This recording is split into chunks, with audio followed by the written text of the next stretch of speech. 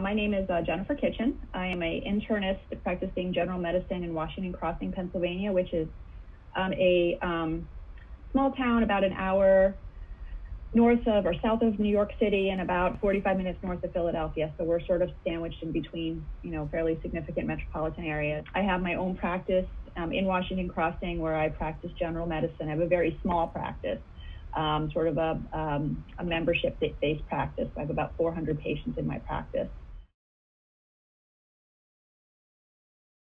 The country got hit in mid-March. That's sort of when everything started falling apart. I had just actually gotten back from vacation like the week of it, everything falling apart. So it was sort of, my team was scrambling here to get adjusted, and we wound up on a practice level. We really sort of canceled all routine wellness visits. Anything that wasn't essential, we really just had to reschedule. And kept office visits limited for acute visits, and as responsible as the guidelines are, the implementation of those and the sort of compliance with those has been poor. So we're seeing an upswing in the area right now, and so now we're trying to figure out as a practice whether we're going to need to scale back on, our routine visits, those sorts of things. Within 3 weeks of being back, maybe end of March, I had my first, actually and only case of COVID in the practice. And again, I have a small practice. And really since then, the practice has been very quiet up until maybe 2 weeks ago, where we're hearing now we've had calls with people who've been in direct contact with a positive case. So we're starting to see the uptake now, the upswing back in bucks where we got really low and then up again. Pennsylvania's done a really good job in terms of, if you compare to other states, in terms of our governor is just really tough on this. I think he wanted to be more aggressive, and the state pushed back. The Supreme Court pushed back and wouldn't allow him to implement the number of restrictions that he had. And, that's where it gets really tricky because we have economy to support, but we also have lives to save. And they were very adamant yesterday that we can't become Florida, we can't become Texas, and we can't become Arizona. And so it's a really tricky balance. And the one thing that's really awesome about my practice is it lends itself to telemedicine, so we don't bill. So we always do telemedicine anyway. If we can keep someone out of the office, it works really nicely. So from a business perspective, it actually did not affect our bottom line, which was great. Okay, we were very, very fortunate because we don't charge per visit, that sort of thing. When it first starting up with this, we had a limited supply in the office. It's just not something, we don't do, a lot of high risk stuff in the office. We had a limited supply of surgical masks. Right when I got back, we tried to order online, and we couldn't find any. Right, even for medical supply, there was nothing we could find. We were in the luxury, that our practice is small, so it's not like we had high volume coming in where it was dangerous. But one of my physician colleagues in the area has a friend who owns an apparel company out of New York City, and they just decided to switch their production line to make masks. So I reached out to him and was able to get, I think 1,000 masks. I mean, we'll have those for quite some time.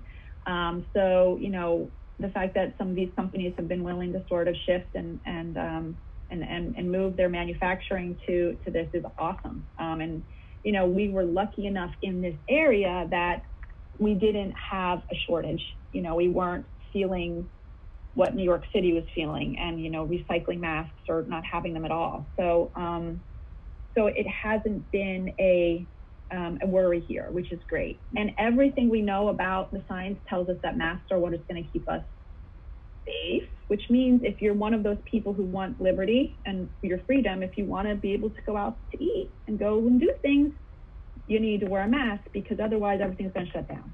Okay, so that's like, if you're not going to think about it in terms of protecting other people, well, if you want to be one of those people who just wants to be able to be out in the world, then you have to wear a mask. That's just it.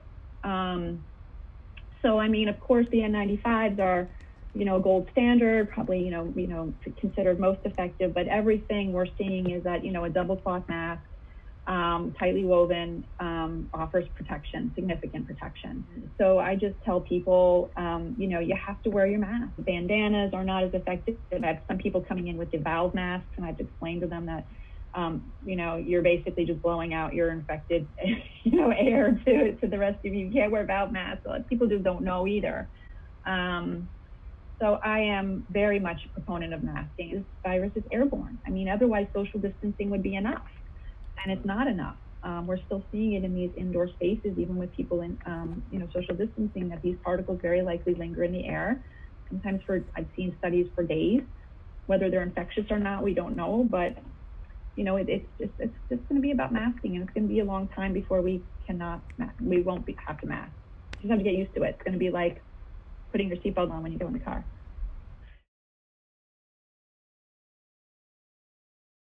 My daughter plays soccer. She's 11, and 2 days ago, before the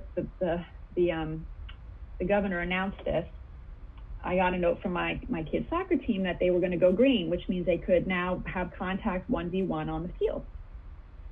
So I've seen, you see my face, right? So I see the upswing in these cases, and I called the coach. I'm like, I'm not sure this is a great idea. So she was kind of like, well, I hear what you're saying. You're a doctor. So I called the director of the program, and he just was like, well, the state thinks it's safe. It's fine, and they make them wear masks going on, this, like getting to the field, and when they come off the field, but they don't have to wear masks on the field. So it just makes no sense at all, none. So sure enough, now the governor a day later, put these guidelines out. I don't know if they're going to change their minds on this, but my daughter will not be on the field doing 1v1. I can barely get through my day with wearing a mask, talking to patients for an hour and a half. I'm literally like, I believe in masks. We'll talk about that.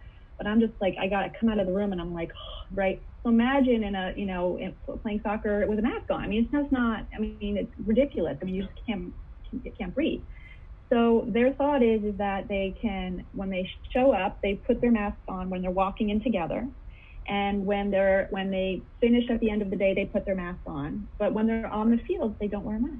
But it says, unless you can't maintain distance of 6 feet. Well, how do you have soccer with kids on top of each other trying to get a ball and maintain 6 feet? So the logic doesn't make sense. And why would there not be a same risk of infection on the field 1v1? I mean, yes, there's less people together maybe at a time. So their rationale is in the dugout or on the sidelines, you have to wear a mask. But it just doesn't make sense to me. Those, they have these super spreaders, these, people who can spread to, what do they say? 10% of people infected cause 80% of disease or something like that. It's some crazy statistic. So I don't think it makes sense. So she's not playing until we have better news. Yeah. We will not know until we know. So, to say today that we're going to open all of our schools in a month, I think it would be great. But we're not going to know until we see what happens over the next month. If we had to open today, I'd say no, absolutely not. I wouldn't say absolutely not. I mean, it depends on the size of the school. My children go to a small school, in New Jersey. They have small classes. They have plans to have outdoor, an outdoor environment. They're doing a really good job. But I mean, if you look at some public schools, one of our local public schools has 4,000 students. I mean, there's no logistical way that it's possible for them to go in there and do 6 feet. I mean, they have to build new schools. They have to build new buildings. And then, people make the argument, well, these young kids, they don't get sick. Well, they have teachers who are in their 40s and 50s and 60s, and they have chronic medical problems, and we're putting our teachers at risk. So I think where the investment needs to be right now today is all the school systems need to figure out how they're going to do, online learning. I mean, they just need to come up with a good plan. I'm not a pediatrician, but, I've been a kid and a teenager, and I've got two of them. And I mean, this is a time when all the social development occurs, right? You kind of figure out who you are by interacting with other people and, the school dynamics. And, so I do think it is going to have, long-term effects on kids socially. I think the learning itself, it's just harder to learn in this environment. My kids, I thought they would love being at home and, you know, on the computer, and they just said they're so bored. They can't focus, you know, this for 8 hours, you know, 4 hours in the morning to sit and listen. It's just, even with breaks, it just doesn't lend itself to good quality learning. You know, you think about what's going to happen with how are these kids going to function. You know, are they now going to be years behind academically, right? Are they getting the same quality of it? So, I mean, I think it has a tremendous impact. And then the question is it worth the risk?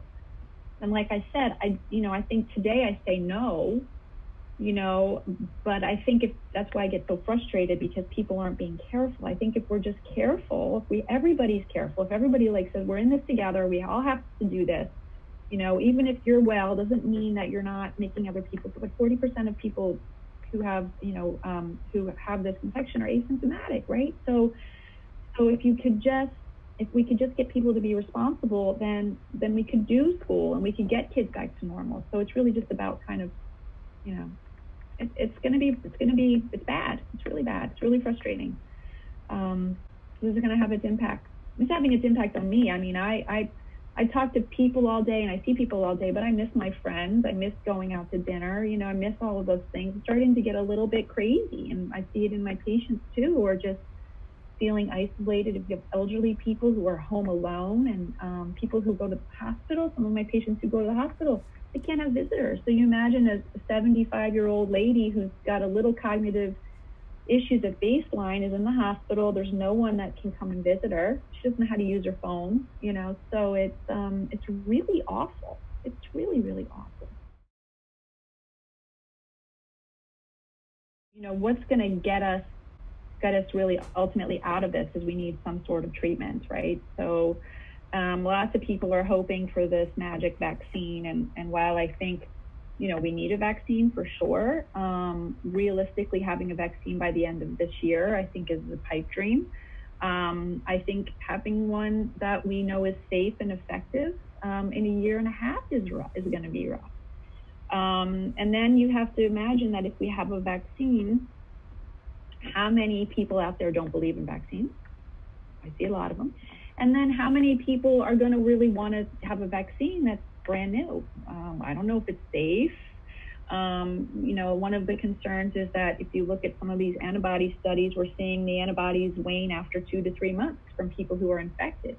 Are we going to get a vaccine that can make that immune response stronger? So there's so many unknowns with that I don't think we can wait for that. Like, you know, I think where much of the research, is being done, needs to be done as antivirals, is really finding, you know, medications that will, you know, stunt the virus's replication, or even prophylaxis, you know, things like HIV. That took a long time, but we have drugs now that are extremely effective. I kind of think that's where, from a treatment perspective, that's where we need to go with research. I think in terms of money, you know, where the money needs to go is basically just, we need like a national, like on the federal level funding to get our, you know, get the environments for people to be safe, you know, and that, you know, that sort of lends itself to the schools, and whether or not, you know, you need to provide funding for the people to build, you know, more actual building space to allow space for schools, those sorts of things. I think that would be a very good use of money as well. So I think it's on multiple levels. One is, when you have such a new virus, this virus is so new that you need to know a lot about it before you can figure out how to treat it, right? So we're still in the infancy of knowing what this virus does, what its structure is, how it infects, those sorts of things. You know, in terms of development of a vaccine, you know, you go, every test goes through clinical trials, right? So you start, you know, these clinical trials with a couple people, then you have to advance it, and then you have to do the whole safety aspect, and then you have to determine if the vaccine works. So, you know, one of the things that's coming up is, how do you determine whether a vaccine works? Well, now there's this discussion of human trials, right? So people who actually voluntarily will infect themselves with COVID to see if the vaccine works. That obviously has some ethical considerations, but there are people who do that. Who would be willing to do that. The pace of development of these is really, really rapid. So, I think we're going to get a vaccine for this well before other ones, because this is so urgent. but it still takes a lot of time. And it's knowledge of the virus, it's determining whether it's going to work, determining whether it's going to be safe, you know, and then selling the public on it, you know, in terms of what, you know, whether they'll be willing to do it.